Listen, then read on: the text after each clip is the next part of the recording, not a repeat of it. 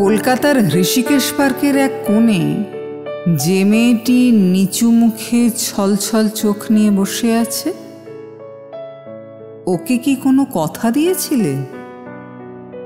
আর এখন শান্তিনিকেতনে রতনপল্লীর মেয়েটির হাত থেকে পলাশ নিচ্ছ, এটা কি ঠিক হচ্ছে? ঋষিকেশ পার্কে বৃষ্টি শুরু করে দিয়ে আর এখন বীরভূমে গিয়ে পলাশ ফোটাচ্ছ, এটা কি ঠিক হচ্ছে? চঞ্চল সাম্প্রতিক যুবা, ভাবো। হৃদচঞ্চলতা ভালো, তবে তা একই সঙ্গে দুদিকে ধাবিত হওয়া কি ঠিক? নারী বা পুরুষ, ধর্ম বা রাজনীতি, সময় বা সমাজ, এখন ইদানিং সবাই একই সঙ্গে দুদিকে ধাবিত হয়।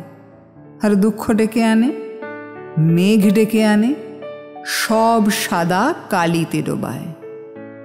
চঞ্চল সাম্প্রতিক যুবা, ভাবো।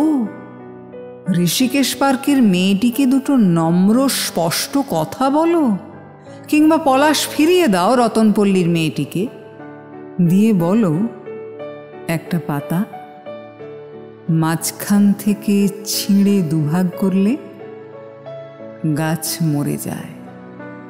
ভালোবাসা একদিকে যায়, ধায় যায়, ভাবো।